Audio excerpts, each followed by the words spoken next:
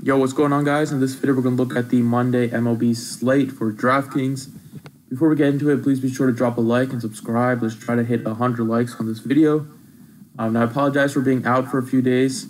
For those of you that don't know, I am a college student, and we are nearing the end of the semester, so it's been really busy getting ready for finals and all that stuff. But in about a week, I'm going to have so much more free time because classes are going to be over. So videos should be out pretty much at least 5 to 6 days a week.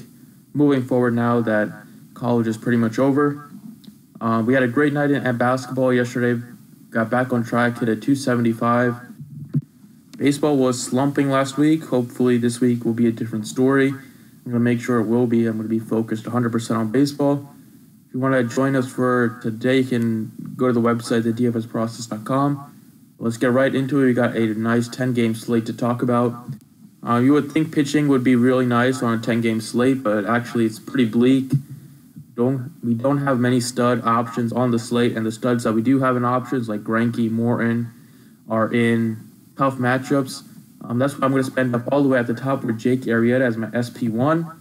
Arrieta's strikeout numbers have been down this season, but his ERA has been exceptional, 1.82, 3-0 on the season, and gets to face a very bad Miami offense in a very pitchers-friendly ballpark at 10.9K. We see the huge price jump. The price jump on his salary. That's due to the fact that there are not many elite pitching options on the slate, and especially on DraftKings where you have to roster 2 pitchers. I think the safety of Arrieta is definitely warranted here. The Marlins are extremely bad versus right-handed pitching. So far this season, they are ranked 29th in batting average, 28th in on-base percentage, and dead last in slugging percentage against right-handed pitching.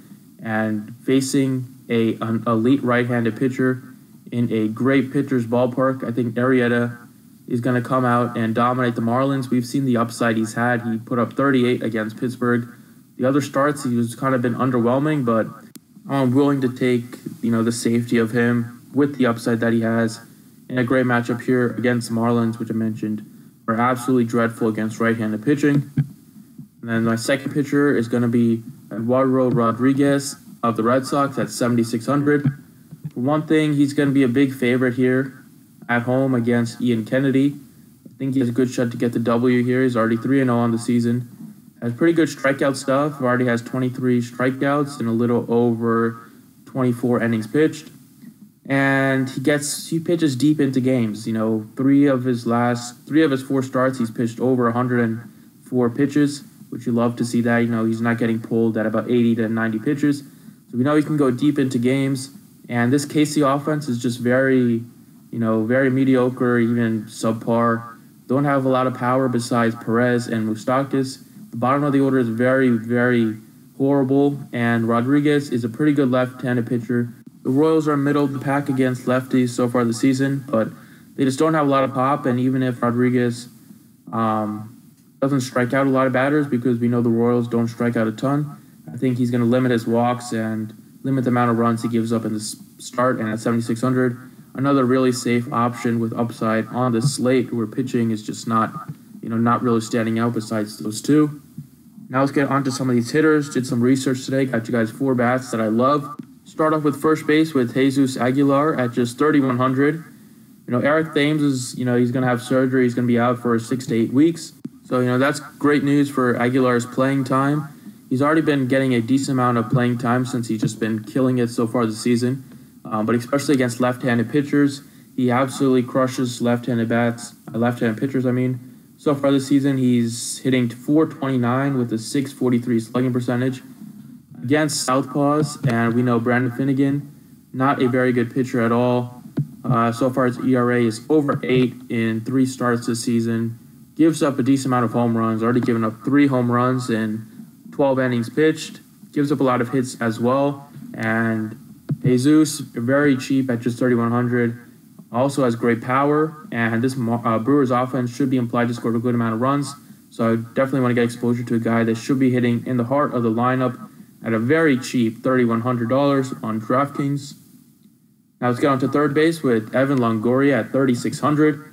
Longoria should be called the lefty smasher because he's been crushing left-handed pitching so far this season. hitting 297 against lefties with a 750 slugging percentage, and 4 out of his 5 home runs this season have come against left-handed pitchers. And he's facing, the lefty from the Padres. Eric Lauer is another guy that's very bad. He got rocked in his first start, gave up 6 earned runs in 3 innings pitched. I don't think he's going to last long in this start either, even though the Giants' offense isn't great. Longoria, I love him against left-handed pitchers. I just mentioned how he absolutely crushes them. And he gets to face a very bad left-handed pitcher. And, he does have great pop. So he's only 3,600, has great power upside against lefties. So I love him at 3,600. Now, some of these outfield bats. Let's start off with Rhys Hoskins at 5,200. Rhys Hoskins has been, continued his success that he showed when he got called up last season. He's crushing it so far this year. 318 batting average, already 4 home runs, 19 RBIs. And now he gets a great matchup against Dan Straley, somebody that he dominated last year in 8 at-bats against Straley. Hoskins went 6 for 8 with 3 home runs in those 8 at-bats. So something about Straley, man, Hoskins has great BVP numbers and a guy that has great power. Facing Straley, who's making his debut this season, he should be, kind of rusty. I expect Hoskins to have a big game against him and possibly take him deep. So, 6 for 8 with 3 home runs is not a BVP number you're going to see very often. So when I see something like that, it really stands out, and that is a player I definitely want to attack. So Rhys Hoskins, probably my favorite power outfielder on the slate. And another outfield I got for you guys is Lorenzo Cain. Lorenzo Cain has been, great for the Brewers leading off. Great matchup here against Finnegan. As I mentioned, I want to stack up some of these Milwaukee bats in Cincinnati, which is a pretty good hitter's ballpark. Cain has been, has a great start to the season, 292 with 3 home runs, leading off for the Brewers. He's been dominant against left-handed pitching. So far this season, he's hitting 435 with a 739 slugging percentage and a 1.239 OPS against lefties. And as I mentioned, Brandon Finnegan is a gas can. He's not going to last long in this start.